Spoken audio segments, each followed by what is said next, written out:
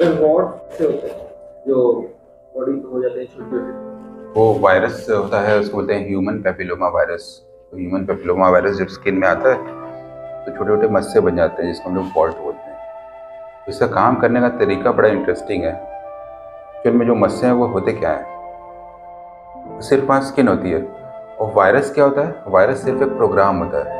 उसके पास अपना एक डीएनए या आरएनए रहेगा जिसमें कि सारी इंफॉर्मेशन रहेगी और एक कवरिंग रहेगी उसको प्रोटेक्ट करने के लिए, प्रोटीन की। यही वायरस होता है। उसके अंदर अपना कोई सिस्टम नहीं चल रहा होता है, कोई उसका खाना पीना या सांस लेने की उसको ज़रूरत नहीं होती। जब वो स्किन में आके चिपकता है तो जो स्किन की सेल्स हैं उसके अंदर अपना मटेरियल डाल देता है। जैसे आप लैपटॉप में पेन ड्राइव लगाते हो फिर सॉफ्टवेयर उसमें आ जाता है, बिल्कुल वैसे ही वायरस सिर्फ एक सॉफ्टवेयर है।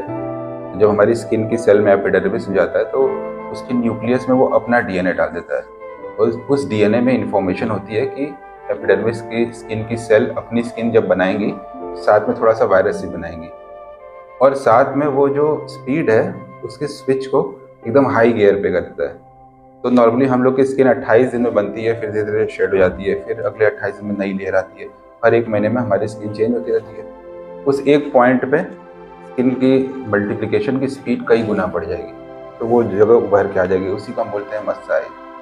एक्चुअली में अगर आप माइक्रोस्कोप में देखेंगे तो वो सारी स्किन की एपिडर्मिस की सेल्स जो बहुत ज़्यादा बनी हुई है और इनके अंदर बहुत ज़्यादा पैकेट में भरे रहते हैं वही वाले वायरस एचपीवी। और जब तक वो अंदर रहते हैं तब तक कोई प्रॉब्लम नहीं, लेकिन आप अगर आप उसको नाखून से खुरेदेंगे या उखाड़ने की कोशिश करेंगे तो वो ब्रेक होंगी सेल्स, उसके अंदर के वायरस आ जाएंगे।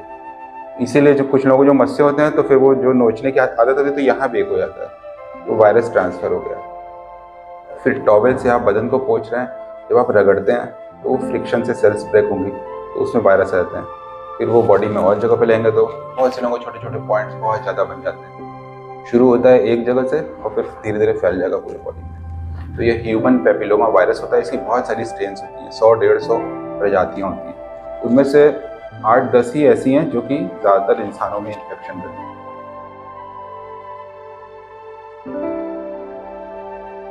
और उसके लिए हम लोग ट्रीटमेंट्स करते हैं। कुछ एंटीवायरल मेडिसिन होती हैं, कुछ वैक्सीन्स होते हैं और कुछ क्रीम्स होती हैं जो उस एरिया को शेड करते हैं। और लेज़र ट्रीटमेंट होते हैं, लेज़र से वायरस को ख़त्म किया जाता है।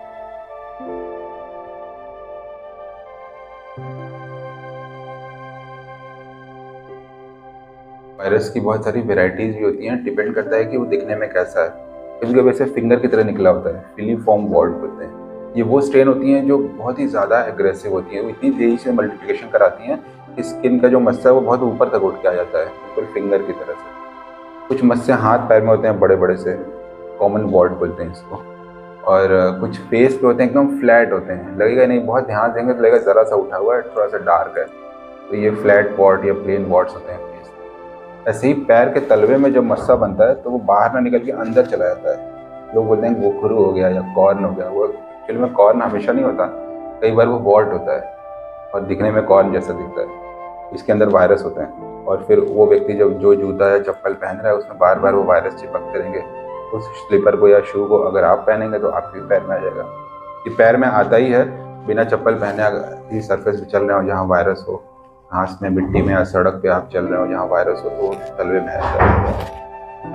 फेस में ज़्यादातर आता है पार्लर से।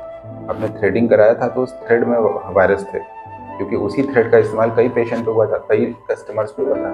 वो वाला वायरस यहाँ आता है तो फिर ज़्यादातर लेडीज़ को यहाँ से शुरू होता है और फिर उस फेस में फैलता चला जाता है। बॉयज़ में शुरू होता है सैलून से, कि आपने शेविंग कराई, ब्लेड लगा था, या फिर कभी कभी ब्लेड तो चेंज करते हैं, नया ब्लेड यूज़ करते हैं, लेकिन टॉवल तो वही रहता है, उसी टॉवल सबका मुँह पोंछते हैं।